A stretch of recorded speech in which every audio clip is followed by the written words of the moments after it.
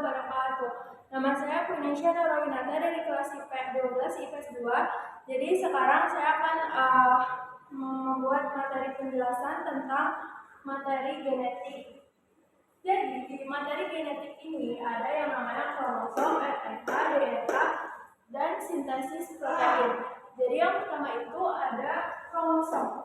Kromosom itu adalah kromatin atau benang-benang halus yang menebal dan memendek saat pembelahan sel serta bisa menyerang warna.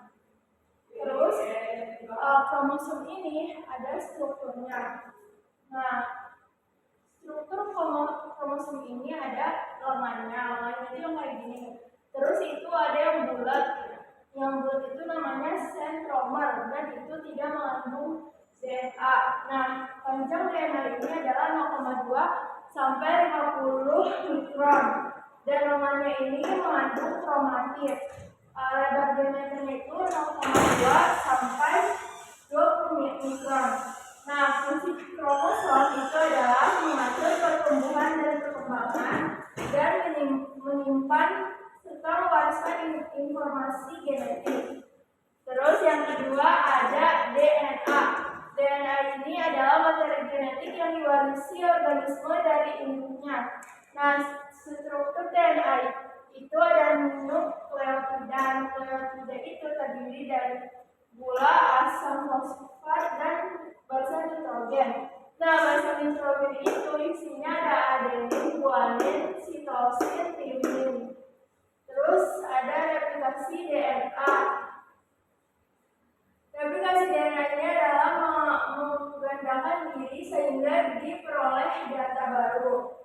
Jenis replikasinya itu ada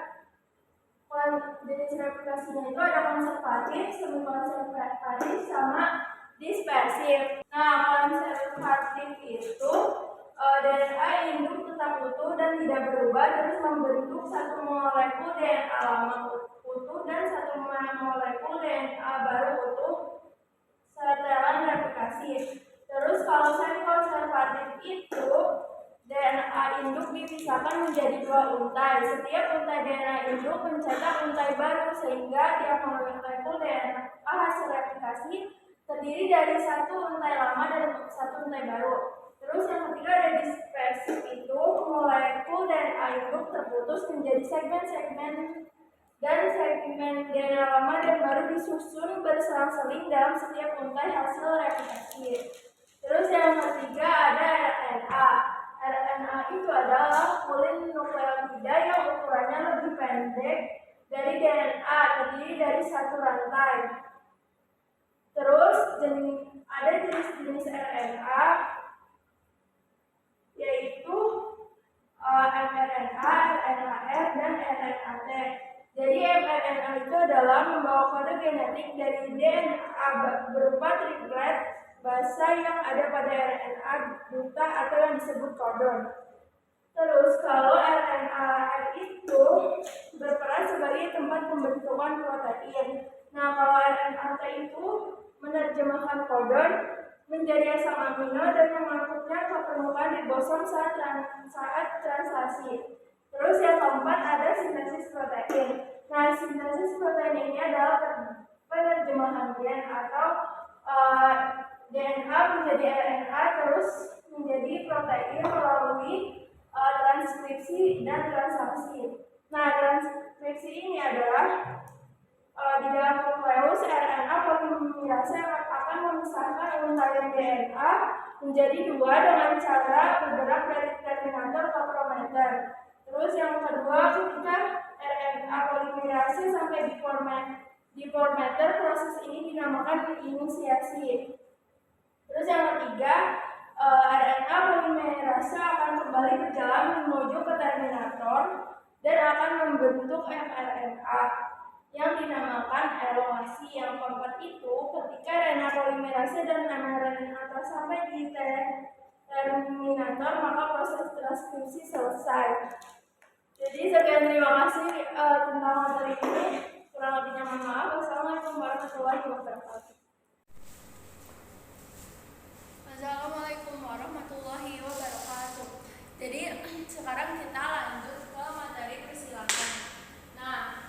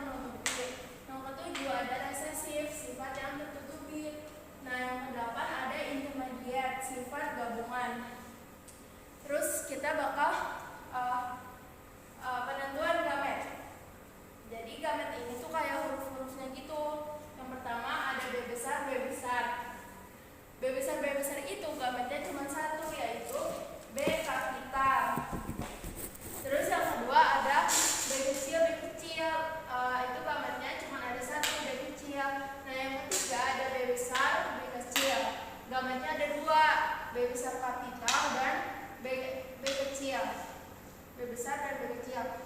Nah, yang keempat ada B kecil, B besar. Itu sama, gambarnya ada dua, B besar sama B kecil. Nah, ini kan dia B kecil duluan, tapi gambarnya itu B besar duluan karena utamakan yang kapital. Nah, yang keenam ada B besar, B besar, T besar, T besar. Itu gambarnya ada dua, B besar sama T besar. Nah, yang ketujuh ada B besar, B besar, T besar, T kecil. Berarti itu gambarnya ada tiga, B besar, T besar sama T kecil. Terus di sini ada macam persilangan. Yang pertama ada persilangan monohibrid sama persilangan dihibrid. Persilangan monohibrid itu adalah persilangan yang hanya melibatkan satu sifat beda, dan persilangan dihibrid itu adalah persilangan yang melibatkan dua sifat beda. Terus kita lanjut ke contoh soalnya. Ini ada contoh soal monohibrid dominan penuh. Contohnya satu kucing hitam H besar disilangkan dengan kucing coklat H kecil anaknya hitam. Tentukan A. Rasio fenotif dan genotif pada F2. B. Jika kucing F2 ada 8, berapa hitam? C. Berapa persen coklat pada F2? Oke.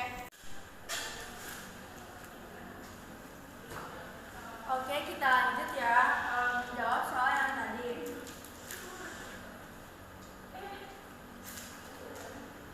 Demi Allah.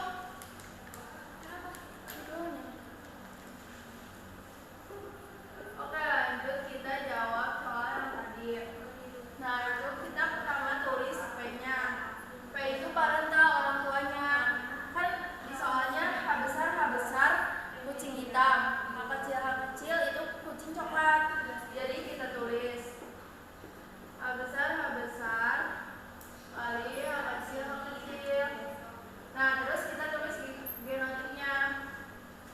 Berarti ini H besar dikali H kecil, ini H kecil. Terus habis itu F1-nya berarti H besar sama H kecil itu hitam. Terus F2-nya, cara menentukan F2 itu F1 kali F1. Berarti sama P2-nya kan F1 itu H besar sama H kecil. Berarti ini H besar H kecil dikali H besar H kecil. Terus habis itu kita bakal cari rasio genotipnya. Nih, sekarang kita bikin kayak gini dulu.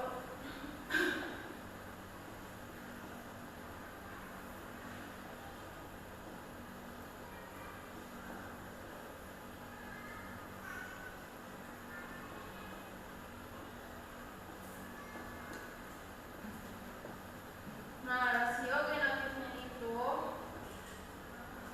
H besar dibagi